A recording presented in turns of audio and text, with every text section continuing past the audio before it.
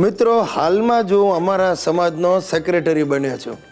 શું છે, અમારા સમાજના જૂના વડીલો ગુજરી ગયા એટલે અમારી જ્ઞાતિના આગેવાનોએ આવીને મને કહ્યું, ગિરીશ કુમાર, હવે તમારો વારો છે. ગુજરી જવાનો નહીં, સેક્રેટરી બનવાનો. અને મેં ના છૂટકે હા પાડી. આ કાળી ચૌદસે જ મેં સેક્રેટરી પદ સંભાળી લીધું. દિવાળીથી દિવાળી સુધી મારે સેક્રેટરી તરીકે સેવાઓ આપવાની. હવે તમે નહીં માનો, દિવાળીના દિવસે જ વહેલી સવારે મારા ઘરે પોલીસ ત્રાટકી.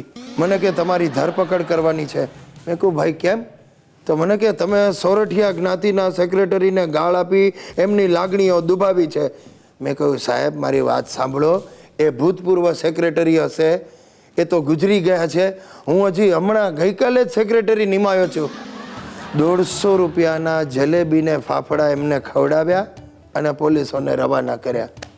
બેસતા વર્ષે જ્ઞાતિના કેટલાય લોકો મારી પાસે બોણી લેવા આવ્યા.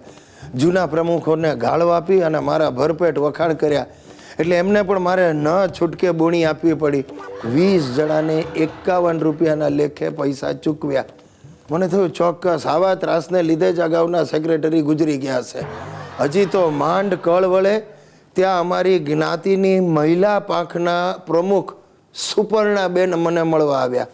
નામ સુપર્ણાબેન પણ દેખાવ સુપર્ણખા જેવો, કાળું ડિબાંગ શરીર, હાથીના બચ્ચા જેવી સાઈઝ. આવતાની સાથે જ સાલ મુબારક ગિરીશભાઈ કરીને મને ભેટી પડ્યા ને મને નીચોવી નાખ્યો સાહેબ. અને પછી આપણી મહિલા પાંખને કઈ રીતે આગળ લાવશું એના ઉપર એક લાંબુ લચક ભાષણ આપ્યું. અને જતા જતા પાછું મારી સુશીલાની હાજરીમાં મને કહેતા ગયા, ગિરીશભાઈ અડધી રાત્રે પણ મારું કામ પડે તો મને કહેજો. અરે ભાઈ, મારા ભોગ લાગ્યા છે. સપનામાં તને જુએ તો માણસ ડરી જાય. અડધી રાત્રે તારું કામ શું કામ પડે? ટૂંકમાં લાભ પાંચમ સુધીમાં તો સેક્રેટરી બનવાના અનેક લાભાલાભ મને જાણવા મળ્યા છે. આજે સવારે વળી જ્ઞાતિનું સર્ક્યુલર આવ્યું. આપણી જ્ઞાતિ ઉપર 2.5 લાખનું દેવું છે. એ આપણી જ્ઞાતિના નવા સેક્રેટરી ગિરીશ કુમાર મનોરંજક કાર્યક્રમ કરી ફાળો ઊભો કરી અને પૂરું કરશે. મને લાગે છે હું કાલે જ મારું રાજીનામું મોકલાવી દઈશ. મિત્રો, આજે મારી બાનું શ્રાદ્ધ છે. મારી બૈરી સુશીલા પિયર ગઈ છે ને મારા બાપુજીનો સવારથી પત્તો નથી.